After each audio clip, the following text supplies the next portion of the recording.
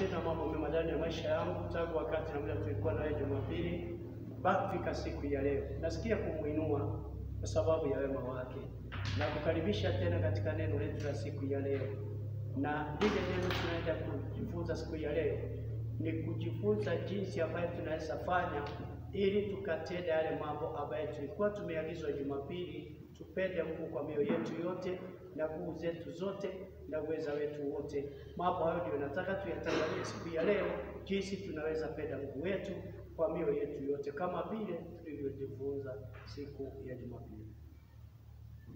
Nataka uelewe ya kwamba jambo moja na kuambia siku ya leo. Uelewe wewe mwenyewe. Inapendeza sana na inafaa kama tunaweza kuwa watu wanaomtumikia Bwana. Kama tunaweza kuwa watu ambao wanakaa katika imani ya Kristo, tunafanya yale Yesu anavyotuambia na kutufahamisha. Inaweza kuwa mambo mazuri sana na mambo ya kupendeza. Leo nataka tuone katika maandiko matakatifu ya Bwana jinsi tunaweza kufanya ili tumpendeze Mungu na tuweze kufanya kupenda wenzetu. Ni jambo moja tunaweza kulifanya na ndio hili nataka nikuonyeshe siku ya leo. Katika kitabu cha Romans 12 verse 1 and 2 kuna mambo nataka tujifunze na siku ya leo ambayo inaweza kaleta uelewe ile mambo nilisukumuza kupenda jirani yako kama nafsi yako. Najua watu wengi amri inakuwa zipo na watu wengi wanajiuliza, je, itawezaje nimpende mwenzangu kama ninavyojipenda? Lakini hauwezi kweli kabisa kumpenda kwa sababu haujajua jinsi unavyoweza fanya ukampenda. Lakini ukijua utaona ni jambo rahisi sana na lidogo sana katika maisha yako ambao unaweza kuyafanya na ikaweza kupendeza Mungu kabisa. Kwa mfano, hauwezi pendeza Mungu kama hujamjua. Na kama unamjua Mungu, hapo ndio utaweza kuwa mwanzo wa kumpendeza Mungu. Na ukijua Mungu, hapo ndio unaweza kuanzia maisha yako ikawa mazuri. Katika kitabu hicho, wacha nisome ili uelewe vile nataka kumaanisha. Biblia inasema hivi: basi ndugu zangu, na wasihi kwa huruma zake Bwana, itoeni miili yenu iwe dhabihu iliyo hai, takatifu ya kupendeza Mungu, ndio ibada yenu yenye maana. Wala msifuatishe namna ya dunia hii, bali mgeuzwe kwa kufanywa mpya nia zenu, mpate kujua hakika mapenzi ya Mungu yaliyo mema na ya kupendeza. Mpendwa, wakati wa Jumapili tulipozungumza na wewe na kukumbusha kwamba Jumapili tulizungumza naye na nikakwambia penda Mungu wako kwa moyo wako wote na nguvu zako zote na uweza wako wote. Na leo nataka nikwambie na kwamba habari ya kuweza kujambo tunaweza fanya ili tuweze kupenda jirani zetu. Na ndio hili siku ya leo unisikiliza mahali na nisikiliza hii injili siku ya leo. Ya kwamba jambo la kwanza lazima utoe mwili wako uwe dhabihu. Kutoa mwili wako ni kumaanisha utoe maisha yako uyakabidhi Kristo. Kama vile tunavyonenda makanisani tunatoa maisha ya sadaka, tunaiweka kwenye kapu au sanduku la sadaka, tunaiweka hapo. Hii ndio Biblia Paulo alivyotazama wa Roma, aliona kwamba kuna mambo ambayo wako nayo. Na yale mambo wako nayo ni kwamba hawajakubali kutoa miili yao. Miili yao wanaitumikisha kwa njia isiyofaa. Wala miili yao wanaitumikisha kwa mienendo isiyofaa. Miili yao wanaitumikisha kwa matendo yasiyopendeza. Kwa mfano, unaweza tumikisha ulimi wako kutukana. Hiyo unaweza tukane kwa sababu gani? Kwa sababu hujatoa mwili wako uwe dhabihu. Unaweza tumikisha mwili wako katika mambo ya usharati na ulevi. Kwa nini? Kwa sababu hujautoa mwili wako uwe dhabihu. Lakini siku na muda utakavyoitoa iwe dhabihu, kuanzia hapo my dear brother, hautatenda yale yote uliyokuwa unatenda mwanzo. Kwa sababu gani? Already mwili wako umeteketezwa. Mwili wako umekombolewa. Mwili wako umekuwa sio wako. Sasa ule mwili uko nao ni mwili wa Kristo. Wakati Biblia inasema Paulo aliongea, alikuwa anatazama wale watu wa Roma, akaona maisha yao mingi wanatumikisha kwa anasa, wanatumikisha kwa mambo isiyofaa, wengine wanaitumikisha kwa mambo ya ushene, wengine wanaitumikisha kwa mambo ya chuki, wengine wanaitumikisha kwa maisha ya kiburi. Na alipoona hayo mambo, Ndio alivyonena na akawaambia, wapendwa wake Mungu, itoeni miili yenu sasa iwe dhabihu. Mpendwa, mahali huko umetoa mwili wako uwe dhabihu, au wewe unakaa maisha tu ya kawaida ili ambaye ulizaliwa nayo ukaona kwamba utaendelea hivyo, na ndipo unaona hakujaweza kutambulikana vyema wa Kristo ni kina nani. Wakati na tutakapokubali kutoa miili yetu iwe dhabihu, hapo ndio dunia itaanza kuwatambua walio wa Kristo ni watu wa aina gani, ni watu wanakaa maisha gani, ni watu wana mabadiliko ya aina gani, kwa sababu miili yetu hatutaitumikisha kama mtego. Kusema hivi, miili yetu tunaweza kuitumikisha kama mitego. Nimeona hata wadada, wamama, wasichana wanatumia miili yao kuwa mitego ya kutega vijana. Maybe anavalia mavazi ambayo ni ya kutega wale vijana, anaonyesha matiti vijana na sio bwana yake anaonyesha. Unatembea matiti inaonekana nusu. Kwa sababu gani? Unataka kutega mwezio. Hivyo mwili wako maisha unautumikisha nao, hata kama unakiri Yesu ni Bwana na hali matiti yako inaenda kionyesha unavaa kaguo kanaonyesha matiti, hiyo ni kumaanisha mwili wako hujautoa kuwa dhabihu.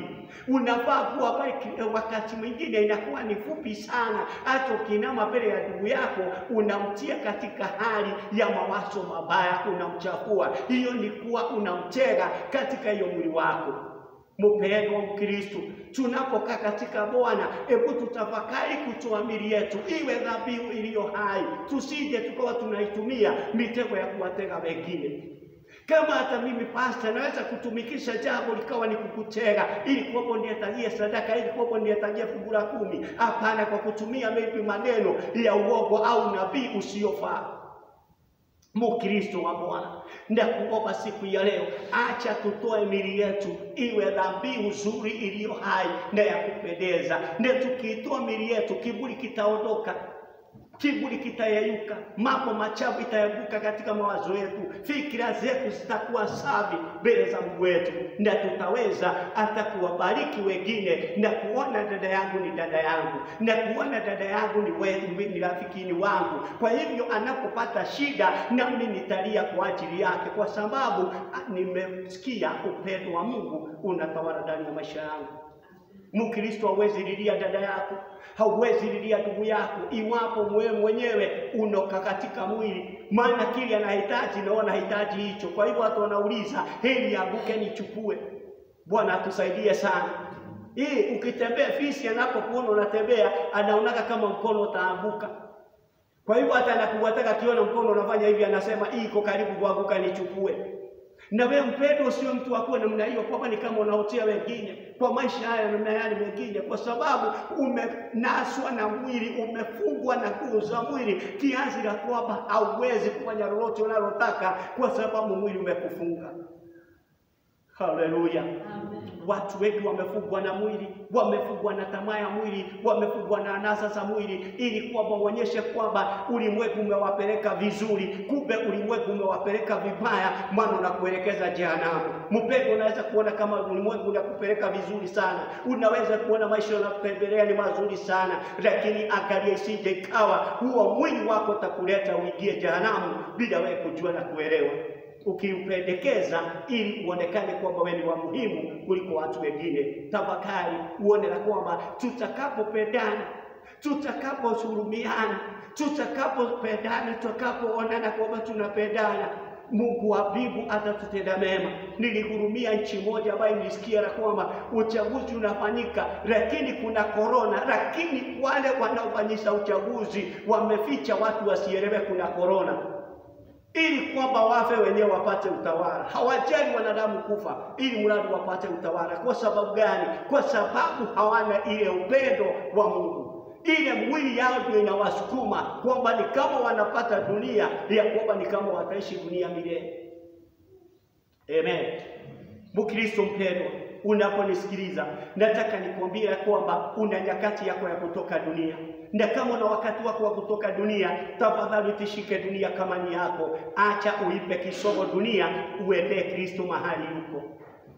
ukubali mwili wako utoe uwe dhabihu. Hapana, kubali mwili wako tumikizwe kwa njia yote ile na shetani. Kwa sababu gani? Kwa sababu mwili unaweza tumikishwa. Mpendwa, shetani ni mjanja, anaweza tumikisha wetu kwa jambo kadogo sana. Anaweza kaleta kakiburi kakujificha kaingia ndani yako, uwage kila wakati una kakiburi kakujificha. Wewe haukajiwagi, lakini watu wanakaonaga. Angalia sana, angalia usije ukajipenda kuliko watu wengine, kuonekana kwamba wewe ni wa maana kuliko wengine. Wewe ni muhimu kuliko wengine. Aliye muhimu ni Kristo Yesu na Mungu peke yake. Amen. Hakuna mtu muhimu duniani. Aliye muhimu ni Mungu peke yake na Kristo ambaye tunayemwamini. Tukimwamini leo tunaokolewa, tukimwamini tunaponywa, tukimwamini hata kama tumekufa tunafufuliwa. Huyo ndio mtu aliye wa maana ulimwengu huu. Amen. Na ndiposa Yesu alisema, aliitwa na mtu mmoja mwalimu mwema, akasema mimi si mwema na hakuna aliye mwema dunia ila mwema ni Mungu peke yake.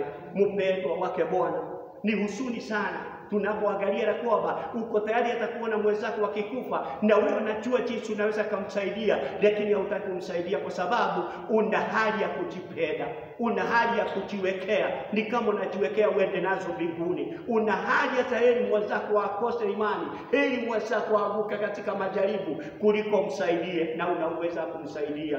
Mungu akuhurumie, Mungu akusaidie ili uweze kujua mapenzi ya Mungu. Hatuwezi penda Mungu kama hatujui mapenzi yake. Na Paulo hapa anasaidia Waroma na wabia, toeni miili yenu kama unataka mpende Mungu, maana Mungu hatapendezwa na hiyo miili, lakini atapendezwa mkitoa hiyo miili ili mfikwe mwili mpya wa Kristo Yesu. Amen. Mstari wa pili anasema hivi, na ndio mstari nataka tushikilie maanani sana mpendwa, na wewe ushike maanani. Anasema hivi, wala msifuatanishe namna ya dunia, bali mgeuzwe kwa kufanywa wapya nia zenu, mpate kujua hakika mapenzi ya Mungu yaliyo mema na ya ukamilifu. Bwana apewe sifa. Tukubali kugeuzwa. Hapa nasema mugeuzwe nia zenu ili mfanyike viumbe vipya. Tusifuatanishe namna. Amen. Tusifuatanishe namna ya zamani ya dunia hii, lakini tugeuke. Yaani dunia inapokuona mpendwa, inakuonaga namna gani? Dunia inapokutazama, mtu wa dunia hajaokoka, anapokutazama hivi, anakuonaga namna gani? Anaonaga wewe ni mtu aina gani? Anaonaga kitu gani ndani yako? Anaweza okoka kwa ajili ya kukuona wewe. Haleluya. Anaweza okoka kwa ajili ya kukuona. Inahitajika nikikuona nikubali kuokoka, kwa sababu mienendo yako, tabia zako, kuokea kwako, kufikiria kwako kweli kabisa ni tofauti na dunia. Yaani nisikie vile unafikiriaga na vile mimi nawasaga sio sawa. Nitaelewa kwamba kabisa wewe uko sehemu nyingine.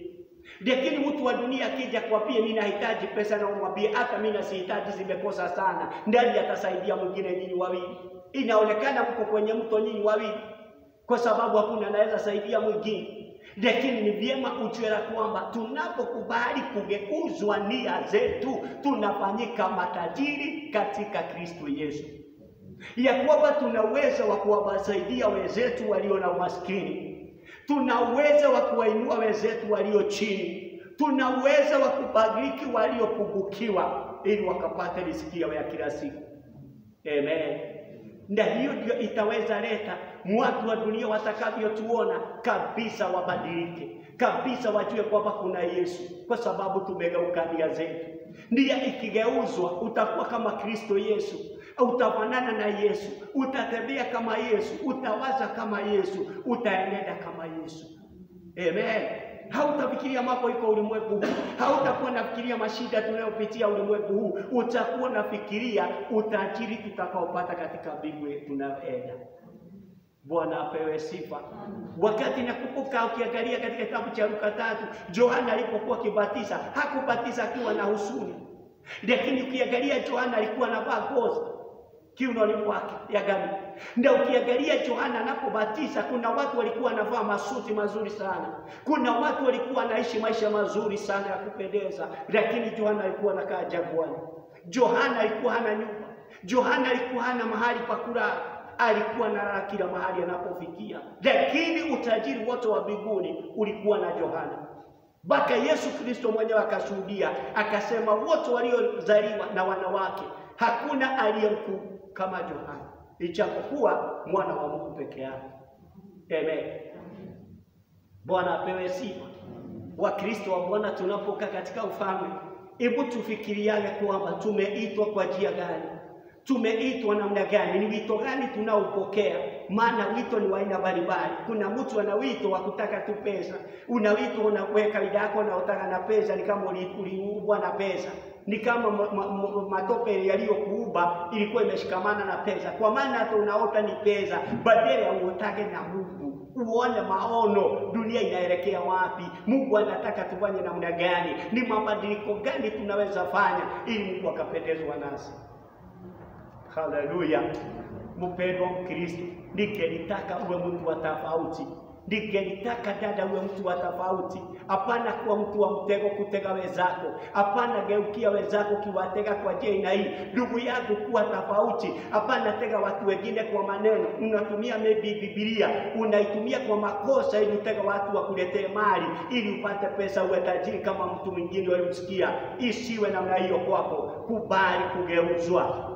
Amen. Kubali kugeuka nia yako, ujue nia ya Mungu ni gani na mapenzi ya Mungu ni gani. Mapenzi ya Mungu ni wote tugeuke, ni wote tubadilike, ni wote tutafakari mbinguni, tuachane na mambo ya dunia na mwili na damu. Haleluya.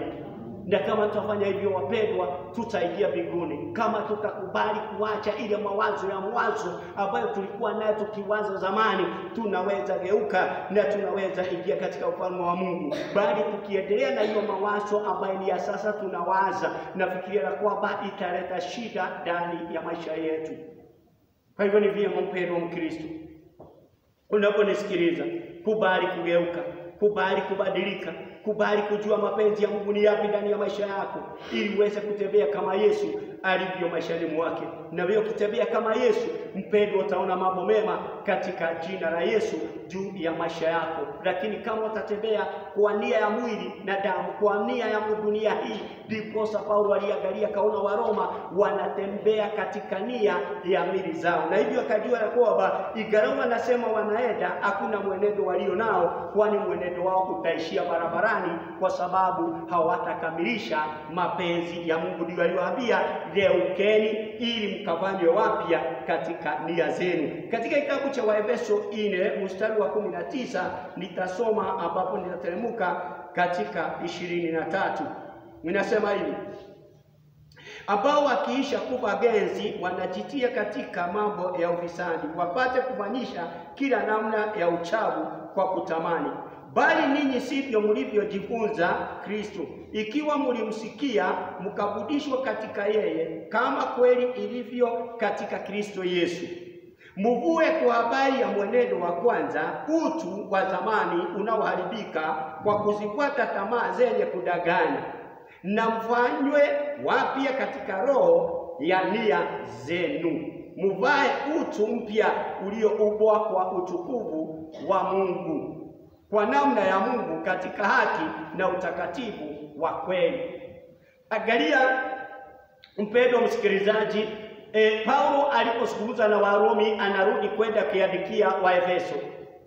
Anawaambia kwamba ni vyema muelewe kwamba wale watu wakisha kufa ngezi wanajiingiza katika mambo ya kila aina ya tamaa. Kutamani ndio kule nimekuambia kunakuwa kama mtego kwa wengine, kwa sababu una tamaa ya haya na yale mengine, unawekea wenzako mitego ili kwamba wakikuona waanguke kwa matendo yale unayoendea nayo. Bwana atusaidie sana. Lakini hapa Paulo anasema nyinyi sivyo mlivyojifunza, kwa sababu nyinyi mlijifunza mambo mengine tofauti na yale. Nyinyi hamkujifunza mambo ya kuwekea wenzako mitego, lakini nyinyi mlijifunza mambo mengine tofauti, ikiwa mlisikia mafundisho katika yeye, na kweli ilivyo katika yeye. Kama tulisikia mafundisho ya Yesu ya kwamba tukatae nafsi zetu, tubebe msalaba, tuachane na dunia, twende mbinguni. Mpendwa, sisi hatuko pamoja na wale ambao wanakufa gezi kwa sababu ya kutamani kwa maisha ya ulimwengu huu. Mstari wa 19 unasema vizuri, ambao wakisha kufa gezi wanajitia katika mambo ya ufisadi, wapate kufanyisha kila namna ya uchafu kwa kutamani. Na sio hiyo pekee yake, hata dunia, hata serikali zetu, hata watu, naona corruption inakaa. Kwa sababu watu washakufa gezi, hawako uhai tena. Ni watu wanafanya kila aina ya namna ili kwamba wamepata maisha yao yawe mazuri. Lakini hawana habari ya kwamba maisha ya mbinguni kama iko. Wanajitia kwenye uchafu ili kwamba wapate maisha mema katika ulimwengu huu. Lakini Paulo anaonya, Waefeso anawaambia, nyinyi sivyo mlivyojivuza Kristo. Hatukujivuza Kristo kwa mambo ya ufisadi, hatukujivuza Kristo kwa mambo ya tamaa, lakini tulijivuza mambo tofauti. Na yale mambo tofauti ni kwamba tuvue mwenendo wetu wa kale wa kwanza. Mwenendo ambaye tuliuendea unaoharibika kwa kusifuata tamaa zenye kudanganya. Maana zamani tulienenda kwenye tamaa, na ukweli wa mambo, hakuna ndani yako anayenisikiliza, hata wewe msikilizaji, hakuna wakati ambaye kama hujaokoka hujawahi kudanganya. Lazima kuwe kuna mambo uliendea ambaye haikupendeza Mungu. Na hivi ndio sasa Mungu anaona, Paulo anasema ya kwamba ni lazima tukubali, kwa maana tulijifunza kwa Mungu, tukubali kufua mienendo yetu ya kale. Hebu jiulize hivi sasa ninapoendelea kufundisha msikilizaji unanisikiliza, je, umefua ile mwenendo ulikuwa unaendea mwanzo tangu uokolewe? Utofauti wa mwanzo na wa leo ni gani? Amen. Kama wewe ni msichana, angalia mienendo yako unayoenenda na mavalio unayofaa na hilo likuwa na vaa mwanzo. Kama hujamjua Kristo, ina utofauti ama ni vile vile? Maana ile ya kale mavazi ulikuwa na vaa uwawide vijana ili kwamba uolewe, ili kwamba upate ndoa, ili kwamba upendeze watu barabarani. Lakini hivi sasa ushabadilika, ukaona na kwamba sasa ile mavalio nilikuwa navaa, hiyo yote ilikuwa ni mitego, na kwa maana hakuna kitu chochote ninatafuta dunia, sasa inafaa nifae kama mwanadamu anayemuogopa Mungu, ili mataifa waone kwamba nimebadilika. Bwana apewe sifa. Amen. Ili mataifa waone kwamba nimebadilika. Kuna maisha yanaweza kaa hata kama ni msichana, watu hawatakuchokoza. Kwa sababu gani? Wataona ile maisha wanakaa ni maisha iliyo ya utofauti, na wataangalia waone kweli kabisa huwa anamjua Mungu. Huyu ameokoka, hata kumuingilia siwezi kumuingilia kwa sababu ameokoka, anaogopa Mungu wake. Amen. Lakini kuna mambo naweza kaa iwe kwamba inaonyesha ile mwenendo wa kwanza uko bado nao, haujaubadilisha. Angalia mwenendo wako wa kwanza ulikuwa upi kabla hesabu ya kuingia kwa Mungu. Angalia mwenendo wako wa kwanza uko vipi, alafu kisha ingia kwa Mungu. Sasa mwambie, nimekubali kugeuka, nimekubali kubadilika, nimekubali kuyaacha mienendo ile kwa sababu nimeyafanyia hesabu na nimeona sio mienendo mema. Ndugu yangu, lazima uangalie ulikuwa namna gani kabla hujaokoka, na hivi sasa uko namna gani. Fanya hesabu yako ndugu, ili ubadilike, ukubali kugeuka, ndipo uwe mwana wa Mungu. Najua na kwamba maybe unanisikiliza hujaokoka, na sio lazima uwe umeokoka, utaokoka, lakini ni vyema kwanza uangalie una mienendo gani katika ufalme wa Mungu. Unaenenda kama Mungu anavyotaka? Unatembea kama Mungu anavyotaka? Angalia mwili wako, unakuelekeza uzimani au unakuelekeza jehanamu? Hiyo ndio jambo la kushangaa ya kufikiria peke yake. Unaelekea mbinguni ama unaelekea jehanamu? Jiulize maswali haya. Na kama unaenda mbinguni, je, umekubali kutenda yale unavyoagizwa au unashika ile sheria unayopea na Mungu? Na kama sasa anasema hapa hivi ya kwamba ukiangalia hiyo Waefeso 4, mfue ile mwili wa kudanganya wenye tamaa, kwa sababu mwili wa kwanza ni wa kudanganya. Ndio naona watu ambao hawajaokoka, mienendo yao, tabia zao, kuongea kwao, kila wanawidana. Huyu anaweza nyang'anya huyu anaweza nyang'anya, inakuwa ni mawidano ambayo haina maana, ya kukosana kila mara. kwa sababu wana ile mwili wa kale. Ni lazima Mkristo unaopenda Kristo, kama wapenda Mungu siku ya leo, na kama unasikia ujumbe huu, ningelikuambia ondoa hiyo maisha ya kale, leta maisha mapya, uokolewe, ujue Mungu jinsi alivyo mwema na mapenzi yake yalivyo mema. Katika hiyo mstari unasema na mfano mpya, mstari wa 23 unasema na mfano mpya katika roho na nia zenu. Tufanyika mpya, tutafanyika vipi wapendwa? Tutafanyika wapya kwa sababu fikira zetu zimemjua Mungu. Fikira zile tulikuwa nazo za mwanzo zimeng'olewa. Tumepandwa fikira ni za Mungu. Na ukumbuke tangu mwanzo, Biblia inasema tumepandwa kwenye shina la manabii na mitume.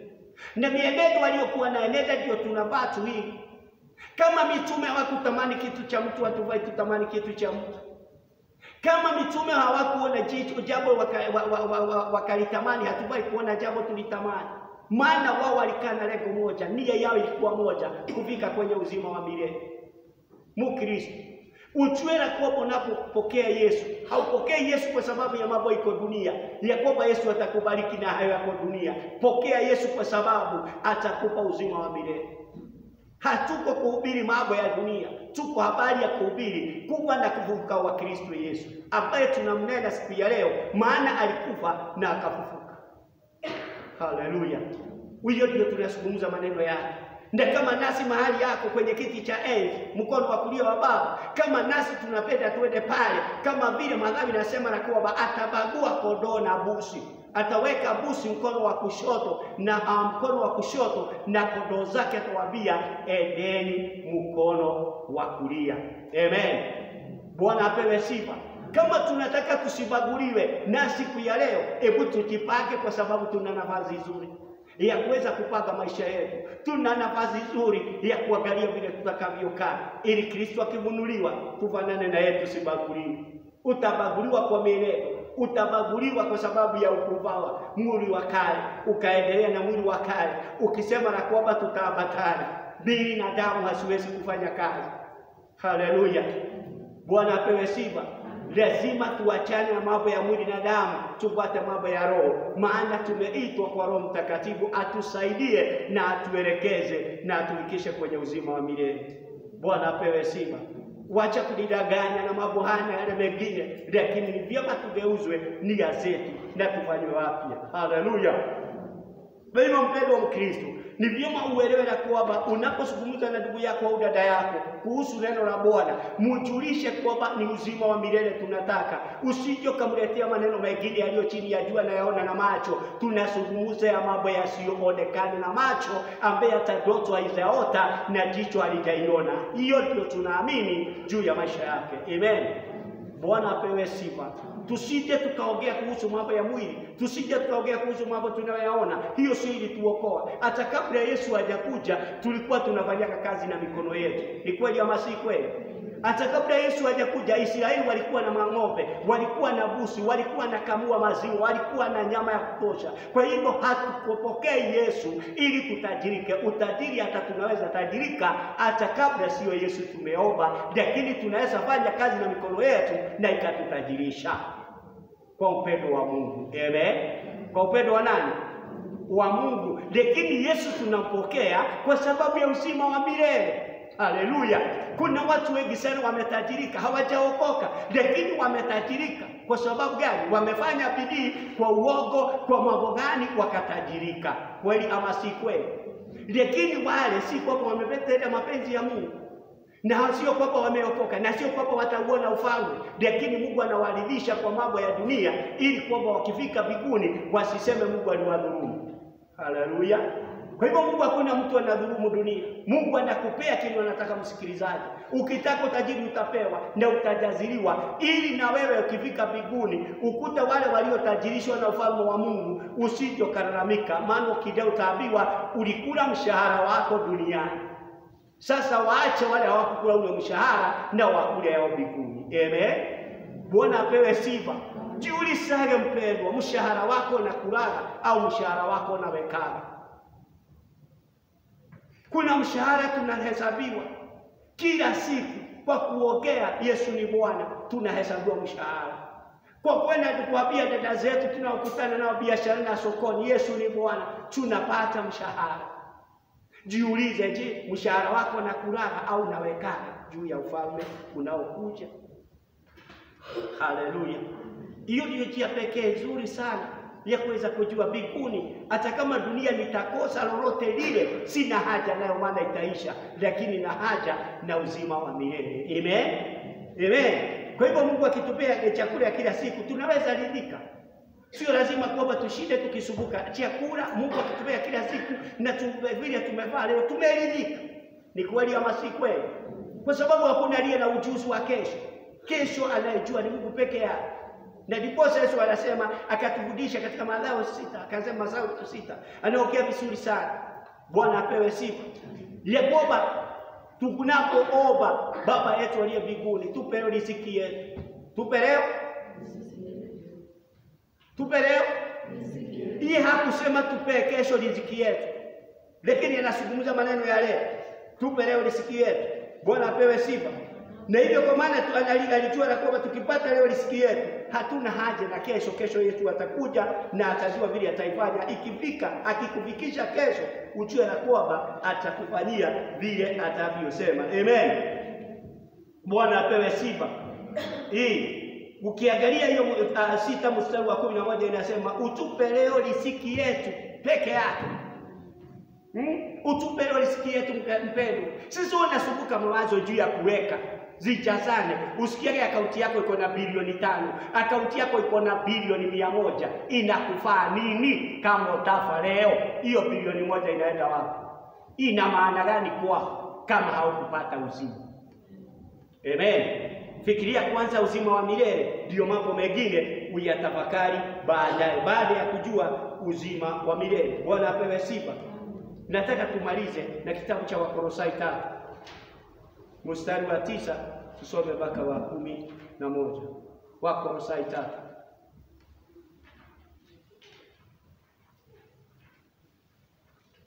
Wakolosai 3. Biblia inasema hivi. Wakolosai 3, Biblia inasema vizuri sana. Mstari wa 9 inaongea, inasema, msiabiane uongo, kwa kuwa mmefua kabisa utu wa kale pamoja na matendo yake, mkivaa utu mpya unaofanya mpya upate ufahamu sawasawa na mfano wake yeye aliyeumba. Hebu turudie hiyo mstari wa 10. Mkivaa utu mpya unaofanya mpya upate ufahamu sawasawa na mfano wake yeye aliyeumba. Yaani tunapokuwa utu wa kale na kuvaa utu mpya, tunakuwa